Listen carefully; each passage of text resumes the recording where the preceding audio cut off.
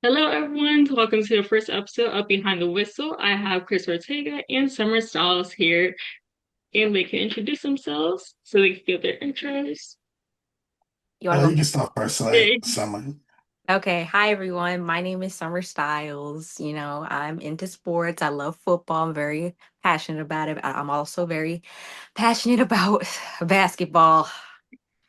I just know it's coming. My team's Baltimore. We all saw how that game ended on Sunday. I'm still very hurt about that, guys. I just know it's coming. I just know the bullying's coming after y'all see this episode. Well, I'm Chris Ortega, Virginia native, 757. First of all, shout out to VSU Trojans and prayers to the VSU Trojans because I know right now they're on lockdown due to unforeseen threats. So just want to send my prayers out to them out there. And my team is the Dallas Cowboys. We're gonna get more in depth about it later in this episode. So, you know, Cami, you can take it away now. All right. Well, for the first question we have, are the Ravens, Cowboys, Eagles, or Commanders the most legit contender right now, based on first week? Who wants to All start? right. So just based off these four teams, I would say for my team, since trade away Michael Parsons, I wouldn't say we is even a question anymore. I think we don't have as much pressure to win now. Because now the focus is really on what is that going to do? That's really the question that everybody's going to ask. What is that going to do? I think more so the pressures now is on the Packers because, they don't have no first round picks until I believe 2027, 2028. So for the Packers, it's kind of like they in the win now mentality. Uh, the Eagles, from watching week one, without Jalen Carter, it was a big loss for them in the game, even though they pulled out the victory. But they are not the same team that we saw dominate in the Super Bowl. They're not the same team. And you could tell that on the defensive side of the ball. Even if Jalen Carter was there, he would make a difference. But then again, the biggest question is the second quarterback because Dory Jackson is not it. Like Mitchell can hold his own, but Dory Jackson couldn't help at all. Thank God, they better thank God that CD was dropping passes, unfortunately. The Commanders, I think I think tonight, I know this episode is on Thursday night, so I'm Mhm. gonna say the Packers is gonna be their first real test Yeah, to see where they stack up against with the best of the NFC as a whole, because that's when we get our idea of the Commanders as a team that making that next step and being the top team in the NFC right now. The Ravens, I think just seeing week one with the Ravens, they could have made a statement early on, but I think losing that game against the Bills and having that great comeback from the Bills, it kind of leaves questions. Jair Alexander looked horrible in that game, and it's going to question the defense. It's going to question is Lamar and Derrick Henry. Is this going to be a duo where great duo, but they don't win the title together? So right now, I would say if I had to rank on the teams that's legit contenders, I would say the Packers would be the top contender right now in the NFC division. In the AFC, it's really tough because in the AFC, I'm seeing the Bills right now. me too. Yeah. Me too. And That it really, first, yeah, yeah, I was just about to say, like that first game, like that made me they, cry. That like was our chance. that second half bounce back was crazy. Was very crazy. I'm still very hurt about that. It's just we had the game won. The thing that really made me mad is that Jair played very poorly. And Jair, no smoke. I love you. I was very happy when we acquired you during the offseason. The thing that really makes me humbly upset with my team is that in the first 3 quarters, we know what we're doing. We actually know how to pick up a pace. But when that fourth quarter hits, it's just we lose our mind and we just forget what football is and we forget what the word football means and what defense means. And on another note, Baltimore, you are my team. But we need to make sure and hope that Lamar is perfect and actually plays for this first 18 weeks. Because to your point, our backup quarterback ain't it. He's not it. Because he's not it. I think the thing about it, if I had to do a contender right now, I know it's only week 1, but I would say my Ravens, but I have to give it to the Bills. Because the way they had a comeback and they did not give up throughout that entire first game,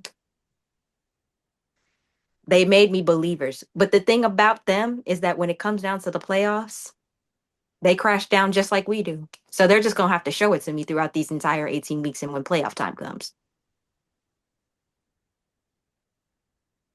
Just bouncing off of that, I would have to say the Bills also, Yeah. just because of that performance. Mm-hmm. And they could like show that they can continue to show that later on. So I don't think it's like anything major for the rest of the teams, although they are good contenders. The Bills are just at a better point right now. Mm-hmm. Josh Allen was playing like rent was due. I'm not. Mhm. All right. It Well, did. I'm just going to transition over. So we're going back to Arch Manning, just bouncing off the Sports Cases podcast. So is he living up to the hype currently, or just writing the name? So this is what really grinds my gears. And I'm a person where don't create a legend before they become one. Mm, I think the problem that I see is a lot of people is building a hype of a generational talent. Speak on it. To me, when I think of a generational talent, it is a one of one. There will never be another one of these athletes ever again because they was a one-on-one during that time period. I think Archie Manning has potential to be a good quarterback. Is he generational? No, because we're gonna say that about every quarterback that comes after him. There's gonna be another quarterback that's just as good as Archie, even better. That's gonna come after Archie, and we're gonna say that's generational. I think the last name holds a lot of weight because the careers that was uphold, right? Peyton Manning, Eli Manning. When you think about the Manning brothers, Peyton Manning, #1 pick, Eli Manning, #1 pick. Eli carved a great career in Indianapolis with the Colts and the Broncos. The Giants organizations won 2 Super Bowls beating Tom Brady, and Eli got that. Mm-hmm. So the Beat him to great. legacy of the Mannings is really huge. And I'm gonna give flowers to their father, Archie Manning. I'm gonna give their flowers to their father because he was the one that was the blueprint. Even though the Saints wasn't good during his years, he made the Saints organization relevant because of his quarterback play on the bad team. And I think with Arch Manning, the problem is I'm really worried about what it's going to look like going into his conference games because Ohio State week 1 is different. It's different now when a lot of bullets is happening now. You're going against the reigning defending national champs. Then that following week, okay, he looked good, but anybody look good when they playing against a lower tier team. Like, look at Florida State. They was dominant. Speak on it. But I think right now, early on, it's only because the last name. He hasn't had a game where it's like, that's Arch Manning. Like, he's separated himself from his uncles and their legacy in college. he's still just a Manning. So I think the last name holds so much weight that everything he do in college right now, we're gonna compare it to Peyton and Eli more than anything. Even when he gets to NFL, what Peyton and Eli did this way, what he's gonna do. So yeah. I agree. All I'm gonna say is this: we need to see. It's only week one, okay? A lot of things can happen when the weeks go by. Didn't win the first game. We don't know what's gonna happen the second game. He may have a good second game and a good third game, then fourth game. You just don't know. So we can't really judge that fast. My thing for him, if I had to give him advice, be your own person. Don't just try to be like your uncles. Try and make your own legacy. Don't try to copy what they do just because your last name. Because let's be real, if we're going to keep it 100% honest, next year, he's going to be a saint. He's going to be that first draft pick. Let's not act slow.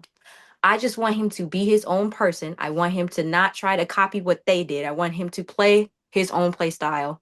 Let him grow. Don't be fast with it. I want him to find his own shine. That would be like my only advice for that. But I do wish him the best of luck because God knows he needed because this media is going to spin anything these days. Yeah, they sure will. Like, just looking at the overreactions, they're just too much, in my opinion. I And they agree. were blowing it out of proportion in so many ways. Good on it. But I really just want to say that, just based on what you both were saying, of course, that he really just needs to take the time throughout these weeks to really develop his style and develop his way of playing. Because he's not going to be like his uncles, he's not going to be like them, but he needs to be able to show that without being put under their light. Big on it. But that's really all I really have to say on that. Big on it. And if there's anything y'all want to add on that, please do. I think the reason why everybody overreacting, I think is because going into the season, I think Quinn Ewers left, Archie being the guy. I think everybody wanted Archie to be the guy last year. Yeah. But there was a reason why Archie wasn't the guy. Like even when Quinn was hurt and Quinn came back from injury, still being the start. It's the reason why. Yeah. Because there's a lot of stuff that we don't see in the practices or the stuff we see that might separate too. We could say, well, Archie is more mobile than Quinn Ewers, yeah. But is he gonna handle that same pressure? You know, that's the biggest question. So I just hope that Archie Manning going forward, I think these next couple games, I think when he get in the conference games, I think that's what's gonna make his name known. And hopefully he be in the Heisman candidacy. Hopefully, if that happens. But if not, it's cool. Exactly. We just gonna see. We gonna see. This is going to be a very interesting college year. It really Indeed. will be. And just bouncing off of that topic, we are just going to jump straight into NIL and that impact. So, what do you think has been changed with the NIL in the transfer portal? I cannot speak right now. Transfer portal since it's been reformed for college football as is.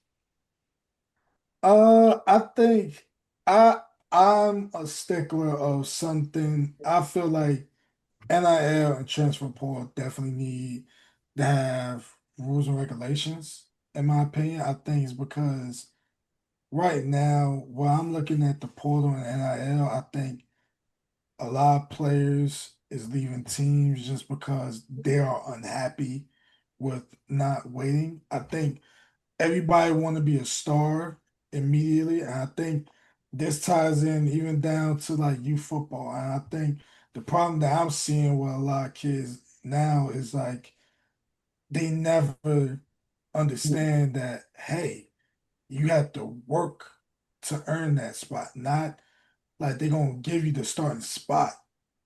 And then if you don't perform well, you're not gonna get drafted. I think people look at NIL, I think people just try to go to school just to get money, I agree. and it's not gonna last forever. I understand athletes do need to get paid, but I think when you commit to a school, I think you have to. If I was somebody to change the rules, I think if you commit to a school, you have to stay there 2 years. If they paying you a significant amount of money, you have to stay there for 2 years, in my opinion. Now, if you decide to leave after 1 year, I think you should pay the university back or the school that you commit to, they will have to pay the money for you to come to a school. Because now, like, that's the only way it's going to be fixed if you put rules and regulations. And I think you should do a one-time transfer rule. Like the first time, it's it's good if you transfer because of coaching change or anything close to the home, personal issues, that's understandable. But I'm tired of seeing these people who transfer 2 or 3 times, be on their fifth school. Like, what are you doing at this point? That's crazy. Yeah. Like, you went to 5 different schools and you're not a winner, bro. Like, that's what somebody need to tell them. If I went to five That's different crazy. schools, if I went to 5 different schools, I better be a doctor. I better have my doctorate by then, Yeah, and because ain't no way in hell I'm doing that. it let me pick up to where you said because when now we all know I went to Georgia State. That's my alma mater. I will never forget in 2020, the end of 2023, seven of our good players went in the transfer portal after we got a new coach. Why do y'all think that is, though? Can anybody give me a guess? I can give you a really good guess. I think they left because they were either unhappy, they were not winning like they used to, or the new coach. I always wonder why they all left. Like they all went on their Instagram and they all said, thank you so much. When they said that new coach, and no beef to him, I think he is a great person. He's very nice, he's very kind. But all of them wrote that long letter saying, oh, I'm in the transfer portal. Oh, I'm in the transfer portal. Oh, I'm in the transfer portal. Something must be going on for you, all of y'all to transfer at the same time. Something must be going on behind the scenes that us as viewers don't know. Because I just really feel like that's very weird. That seven of our good players all decide to leave at the same time. Has to be something. Got to be something. And so just me bouncing off of the youth comment, since I have like been interviewing a lot more youth lately, I've been seeing them like trying to strive for that star spot. Yeah. So just bouncing off of that, like since it's like pushed to be like that star person, that star player narrative, I think it's just pushing them to just transfer to these schools in such a short amount of time. And every time these windows open, they take advantage of that, but it doesn't make them a better player just because they're not developing within that time or taking the time to wait it out, which is something that I strongly believe because they're not willing to wait it out or they're not willing to like take that time to develop even at the college level, then they're just wasting their opportunities every chance they get, which is just like I feel like it's good to open up the portal like a good few times a year, but not to the excessive amount that we have seen this past summer, yeah, up until now. Yeah. It's getting bad. Yeah. Oh, Nah, it's month. ridiculous. It's crazy because like every time the end get to December, I immediately wait to see all these entries go in. Like, wow, y'all couldn't even wait till like y'all play a bowl game to at least put your name Hmm. in the portal. They put their name in the portal immediately, and you don't want to play in the bowl game. Like, Exactly. what? Like, couldn't be me. I couldn't be your teammate. If you went in the portal, we ain't cool no more. Because at this point, like, you wasn't trying to be there for us as a team. Like you just try to, okay, I want to put my name in the portal. Why? Because I'm not getting playing time here. Well, you get in the game like half the plays, half the drive you get in the game. Well, I wanted more time. Like you're in the wide receiver room where you got 4 guys that's about to leave and go to the NFL. Why you want to leave when you're gonna be starting next year? But people don't want to wait. So Exactly. Patience is a virtue. It really is. they A lot of people don't have it. It's over. Your it's turn. funny because And I y'all just gotta wait. off topic here. I know I'm right now. I got No, like you're the good. You're Thursday good. night game on my left side. So if y'all see me looking, I'm just looking at the game on the side. But right You're now, good. Like I'm just getting notifications from it too, so I'm watching that oh too. man, it just hurts my heart seeing Michael Parsons in the Mm. Packers jersey, And man. that hurt me. That hurt me, and that's not even my team. Because I'm just like, he's so young and he still had time. It just, I know this is so off topic, but can I vent real quick? What Yes, made you me can. so pissed about that Micah Parsons trade is that number one, he was so young. It just made me think about how Luca got traded and he's so young. And that just really hurt me because I'm still hurt with Luca leaving because he just dropped a baby, just bought a crib, just for him to get that call that he was getting traded to LA. And it just reminded me of that. You know what I'm saying? And he's emotional. He's a Pisces like me. So he was crying really badly. And I felt really bad. You know what I'm saying? If you got that Look, call. man, it's a business, man. They you can't be loyal to these teams, man. They'll get you out there the next day without you even knowing. So Exactly. After everything he's done for that organization, you got to think about it. yeah. It's y'all did not appreciate him when he was there. So maybe him going to LA is the best. Y'all didn't appreciate him. All right. Well, with that being said, I'm going to transition on to Mike Vick and his coaching role at NSCU and that recent win over at BCU.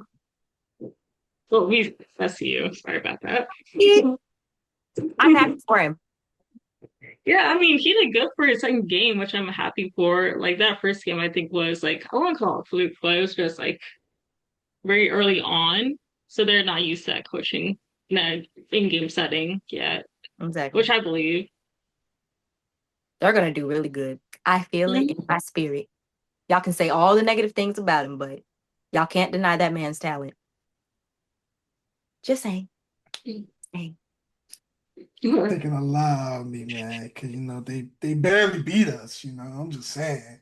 We glazing like over a 3-point win over a Division 2 It, school. it, You're it supposed was to be close. It Division was One. close, but You're supposed to be Division 1, and you over here struggling against D2 team. I mean, I'm just saying. Still big state over here. But on another note, I'm gonna be honest. Besides that game that we played last week, we still big state. If you're watching this from Norfolk State. Um, I would say I really love this move that Michael Vick made when he came to Norfolk State and then seeing Deshaun Jackson go to Delaware State. I think it is such a great thing seeing like former NFL players making that move to coaching at HBCUs. I think it's really a great look and it's a good start for a lot of them getting their foot in the door when it comes to coaching. Because the one thing I'm starting to see is a trend of a lot of NFL players making that move to coaching college football. You see him with Deion Sanders, and then you see him at Colorado bringing a lot of former players Mhm. onto the staff. Where it's great seeing like a lot of legendary guys that played in the league now they're coaching at college, and these college athletes is like getting a nod from these guys. I think Michael Vick helping out HBC football and Deshaun Jackson, I think it's going to really help the MEAC a lot and give them a lot of exposure for a lot of HBC football. Because I think when people think of HBC football before Dion and everybody, I'm going to give flowers to Eddie Robinson, Sr. Because, Grambling State was a staple of college football. Early years of Jackson State, Walter Payton, one of the greatest players alive in the NFL, went there. And like seeing how HBC football shaped a lot of Hall of Famers, to be honest, more than like a couple Power 5 schools, actually. So I think Michael Vick coming in Norfolk State is a great outlook because I know right now, being from that area is going to really bring a lot of attention. A lot of athletes is going to now consider going to HBCU now, since they're seeing someone like a Michael Vick coaching there, and even going to Delaware State or any other HBCU now. Because if I can perform at a high level at HBCU, I might get opportunities to go further, because I know a lot of people probably say if you go to HBCU, the NFL is not going to give you a lot of looks. I Yeah, disagree with that. I think, HBCUs is a great opportunity for a lot of these young men, even any student athlete that play any sport. I think it's a great opportunity because not only you playing for the sport at these institutions, but I think you're learning more about your own history being in America and in this world.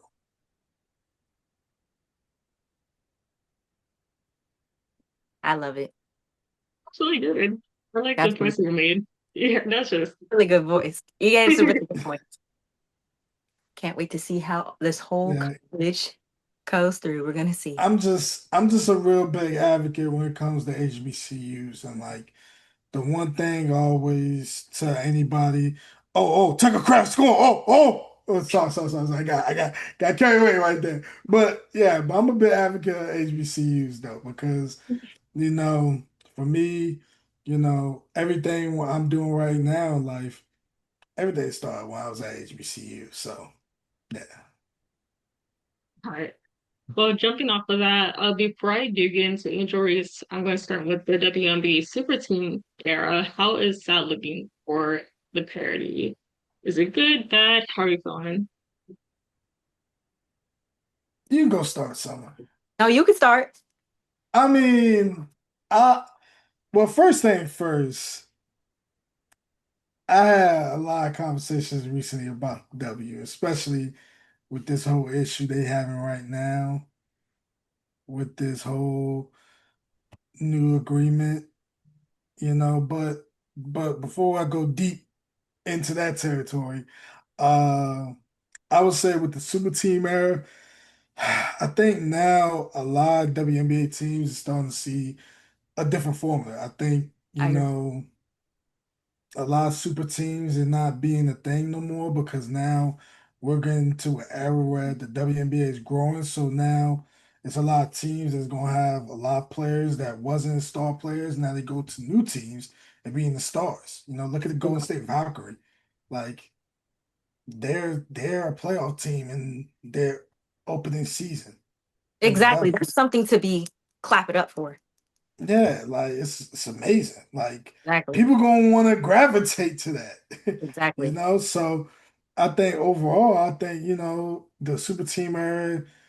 I think it might be over because as more teams come in, the more we're about to see a lot of new stars coming in this expansion draft with a lot of these new teams, and hopefully, I can't wait to see Cleveland have a WNBA team again.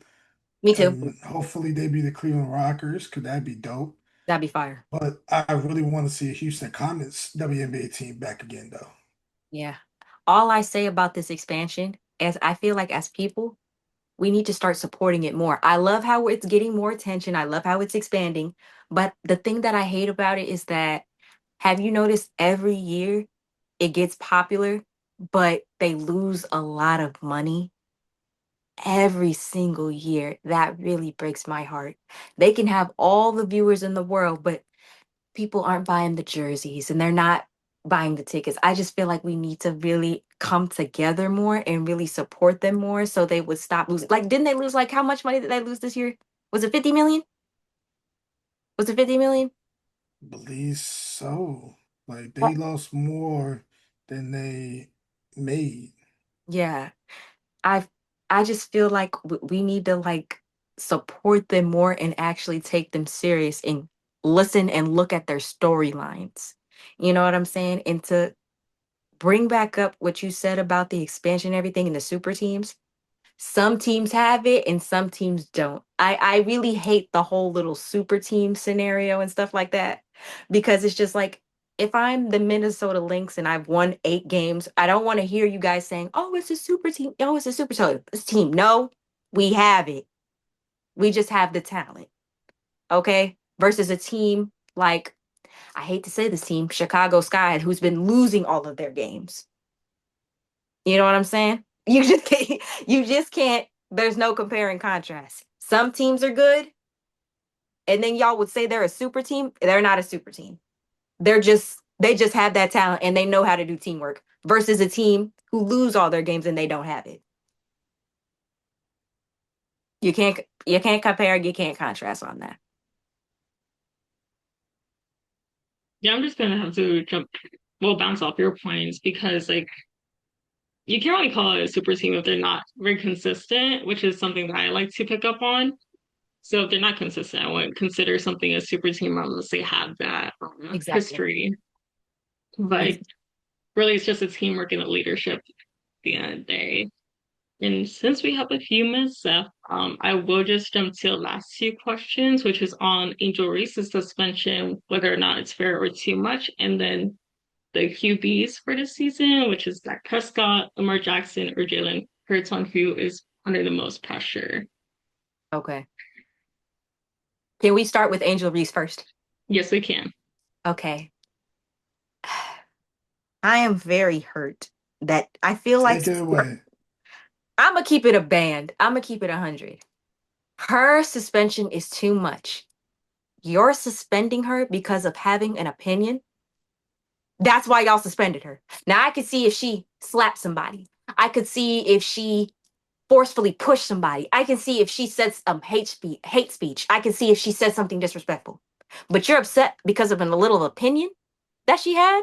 Now I can see if she did something hurtful, but she didn't. And then on top of that, you have old WNBA legends. Well, she's not a legend, but a person saying she should spend 100K to the team to make amends. How stupid do y'all sound? Yes, somebody said that. That was in the news recently. They said Angel Reese should give 100K to the team to make amends. What exactly would that accomplish? That would Oh yeah, not accomplish anything. Romeo Dobbs just scored, by the way, just to let y'all know. You say who? Romeo Dobbs, Oh, the Packers, they just scored. Just sorry oh, for oh, also about that game, wide receiver is messed up his shoulder and he's questionable to return. I just got the notification. yeah, Because that's I feel like if I watch this game right now, I'm going to be distracted. I'm trying to be serious. nah, Jalen Reed. Nah, man. I'm gonna be honest, man. This Angel Reese shit, It's annoying. I never ever realized, and I feel you on that, Summer. And Having an opinion is a bad thing. I did not know that was a bad thing, ladies and gentlemen. I I did didn't not either. know. I did not know if I spoke about how I really felt about the organization, it's gonna make it look bad. But at the same time, I feel like the organization was failing Angel from the start. Speak on it. They was failing her from the start. The minute she got to Chicago, y'all was failing her. Because here's my thing that I dislike about the Chicago Sky organization. In her rookie season, y'all had tools where it's gonna be y'all had potential to build something great there.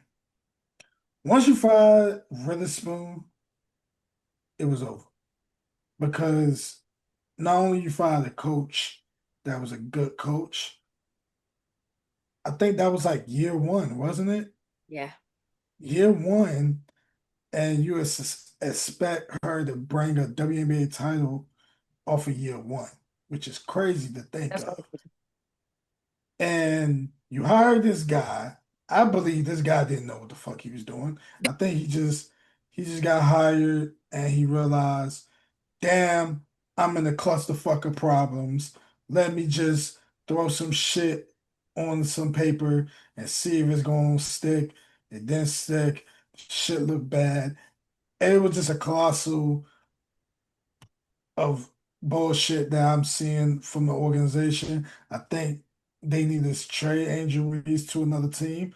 I think you need to restart that whole organization because I think at this point you have a potential star player on your team and you really doing her a disservice by not bringing players around her that's like dogs. Like you suspect them to be competitive when you don't have nobody around her that's going to get the job done. Speak on it. And I feel like the moment y'all release Kennedy and then sign her, now you just lost your score. So who the hell you relying on to be the player for y'all? But I digress. I digress. I just think she need a new change of scenery. in I my think opinion. I think she's gonna get traded. I think she should get traded, and I think it was probably best for her to get traded elsewhere because Chicago Sky organization, they It just is horrible with everything. they are very. They every star player they had, they traded away or treated them bad. Like Mm-hmm. Della Don left and got traded. Copper traded. Kent Parker left. Kaiser Like, Ray. like it's like y'all just not a good organization. I think it starts with the management. I think management up is just not good at all. But we gonna see what these next couple weeks gonna look like. We gonna see. Come to Atlanta, Angel. Okay. All right, and just going back to the last question, since we have a little bit under, who would you say is the most under pressure this season in terms of quarterbacks? Would you say Dak Prescott is, Lamar Jackson, or Jalen Hurts, or anybody else in NFL? Lamar Jackson. Lamar Jackson. Lamar and Josh Allen. Those are my top two. And we gotta add Dak Prescott in there. Those are my top three. Jalen Hurts, he already proved what he needed to prove. He got his lick back on Patrick Mahomes from 2 years ago. A lot of people didn't think he could beat Patrick, but he ate that up in the Super Bowl this year. The reason why I say I'm gonna go in order. Lamar Jackson. The reason why I say that he is under the most pressure out of the three of the people that I mentioned is because number one, he made it to the finals, well, the conference finals, but he just could not. Okay, so I said Josh Allen, Lamar Jackson, Dak Prescott. Number one, I'm gonna go from Lamar first. Lamar in 2020, is it 2023? 2023 made it to the conference finals at AFC. First time doing it. We had that game. It was going back and forth. They could have won that game, but that drop from Flowers kind of messed it up for everybody. And there were some crazy calls through that game. Didn't make it. He has the potential. We have the keys, okay? We have Derrick Henry now. We have Jair Alexander. He has DeAndre Hopkins. When DeAndre Hopkins knows how to catch, he's actually great. I'm not a hater. He's actually pretty good when he knows how to use both of his hands. I just feel like when it comes down to playoff time, my team just, but in the regular season is great. I need to see consistency throughout the entire season plus playoffs because my heart is just hurting all the times when we could win games and we just flatline. I know we can do it, but they just need to want it as much as I want it because sometimes I just look at the TV and I just cry and be like, just put me in the field because or let me coach because there's some calls that really just make me upset, you know? Number two, Josh Allen. I'm going to say this the nicest way I can. He is a great quarterback, great leader. Last year, he was on a run. Like, he did really good last year. It's just some of those games where he plays Patrick Mahomes in the playoffs. He just loses. But he's great playing him. He always beats him in the regular season. It's just in the playoffs, sometimes it's the refs. Sometimes it's his other teammates. It's just in those playoff games, he just does not suffice. He made it to the finals too. He made it to the conference finals last year, beating my team. I'll give him credit when it's due. That was a hurtful game, but he did that. I will give him his flowers because he's a great quarterback. But when it comes down to that final game, he just flatlines. But let me tell you the difference between Lamar and Josh and Dak Prescott. Dak has never made it to a conference finals. That's why there is a lot riding on him. Okay? You see how Josh and Lamar actually made it somewhere? Dak has not. He's only won how many playoff games throughout his entire career? How many? Was it one or two? How many? Two. Just two. Okay? Mind you, he just signed that contract. So he has a lot on the line. So that's why they're my top three. Everybody else you mentioned, they actually won playoff games and actually made it to conference. He has not. So that's why he needs to pick up the pace so he can be where they are. Because Dak's a good player. I'm not a hater. He's really good. He just needs to show up. I'm gonna let you take over because you look like you got something to say.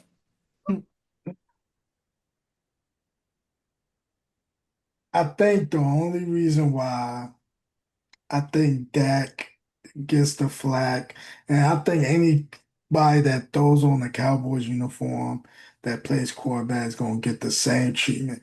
It doesn't matter who they are. You can throw Because any quarterback in the Cowboys uniform. If they don't make it to the conference championship game, they're going to get criticized. But that's my take on the Cowboys not making it past the divisional round since 1995, 1996. Jesus. Now, here's the reason why Lamar and Josh Allen are the two main people that has the most pressure. That he has pressure on him, but it's not as much as Lamar and Josh Allen. You have two MVP winners. Big One is a two-time MVP winner. One just won the MVP. should have been Lamar, but go off.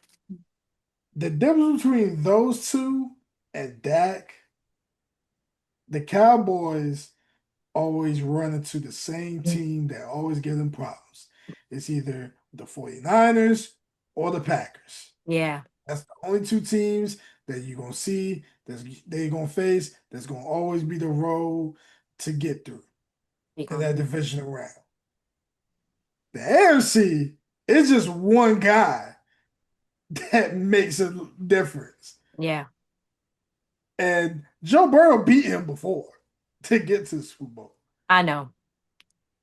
I know. For Lamar, and this is why Lamar and Josh Allen get criticized a lot more than that, more than anything. Because the Cowboys organization losing the playoffs, that's a normal thing that I think everybody is starting to accept, and we already know that's going to happen. When you're Lamar Jackson, your first AFC Championship game, and this is a year where it's like that year alone, the fucking Chiefs is ass with receivers. The receivers is ass. The receiver room is ass. How the hell they beat y'all? Oh, you know how they beat y'all? Because y'all didn't play aggressive. Y'all played Yeah. conservatively. Y'all Lamar didn't want to run for real. He Yeah. want to keep being a passer. Use your legs because you're a dual threat guy. Yeah. Fuck the defense up. Turnovers played the part. Yeah. And that right there, that game alone show like that's going to be the image that is going to always live in infamy for a lot of us Yeah. when his performance. Josh Allen problem is it's just the Chiefs is his kryptonite. Yeah. He just can't get over the hump against them because it's like they they there. They there. They always got a chance to win, but everybody else can't help them make the big plays. And that's why Josh Allen loses the Mahomes. Because Mahomes gonna always find a way to win. No Yeah. matter what, Mahomes gonna find a way to win. I think this year, in my opinion, I think this year you might have a better chance of getting to the Super Bowl. I agree. So I feel like this year is really the year that's really the time where if you need to make the Super Bowl, this is the year. Exactly.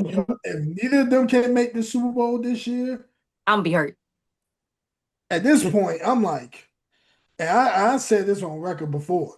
Lamar Jackson's tiptoeing in that postseason problems like Dak Prescott. Because Lamar Jackson is 2-5 in the postseason too. Exactly. And I just feel like this is the year because did y'all not see that Chiefs debut? Justin Herbert was playing like rent was due. And I thought the Chiefs were gonna get that game. He played I'm like not rent going. I was due. can't. I feel like week one. I don't see. We gotta see. I'm gonna give every team week ones the benefit of the doubts. Okay.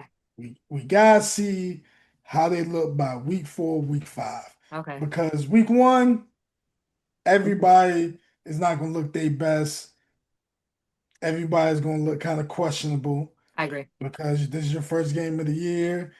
Everybody has built up hype. Everybody has different type of energy, but we're gonna see because maybe we might see something different out the Chiefs by We go week to five, week six. probably Maybe the even Chargers is really maybe the Chargers might pull the Saints of last year, where the first two games they're looking like, oh my God, the Saints could be a division champion. And guess what happened? They lost. don't They remind me. fucking lost. They fucking look bad. And It was that's just why I can't believe the hype 2 weeks in the season. yeah, We gotta see how it is by week six, week seven, yeah. at least the minimum.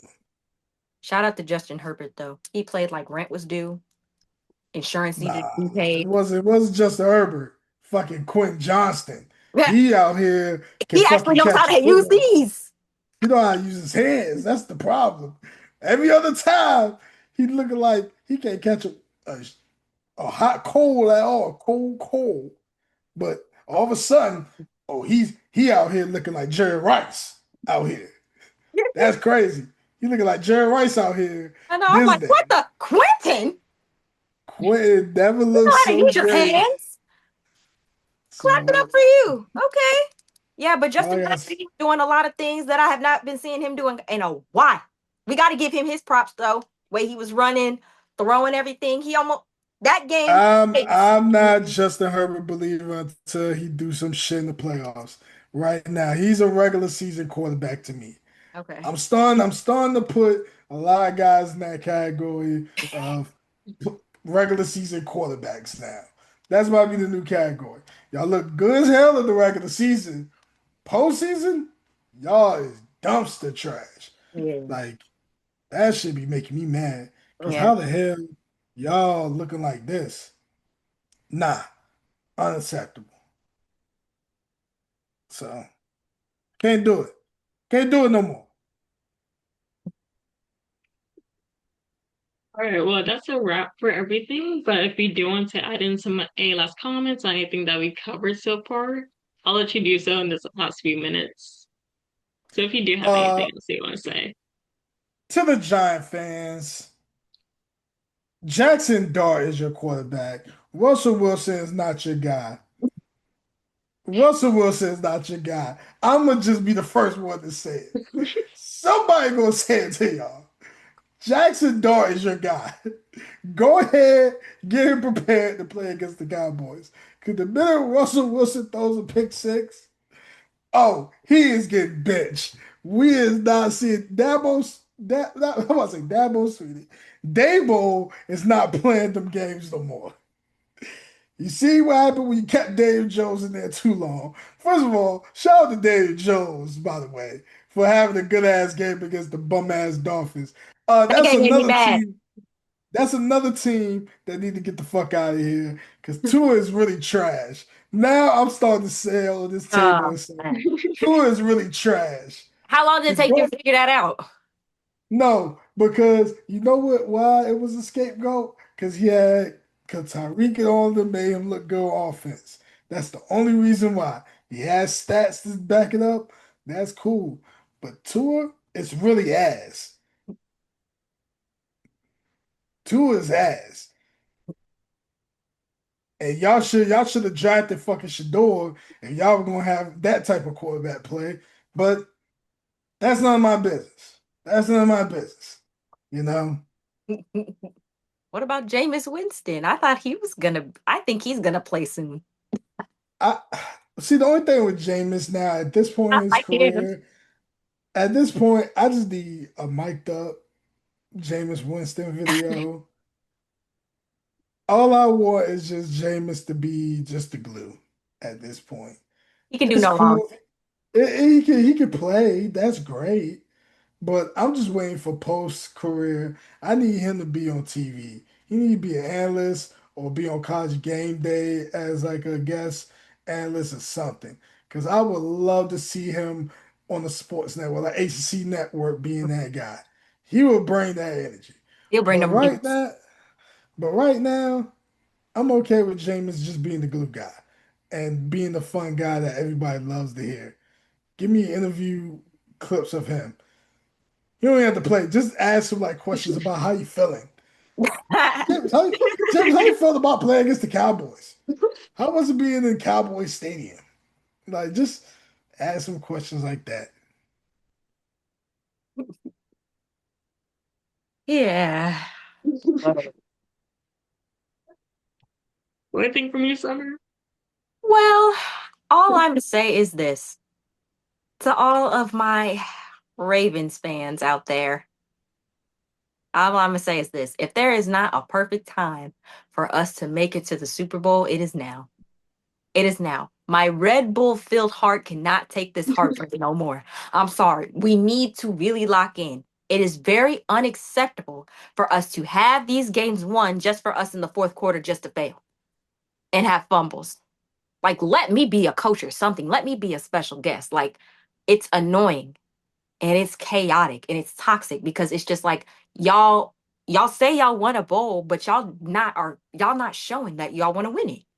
And it's really hard to root for a team that does not want it like the fans do. You know what I'm saying?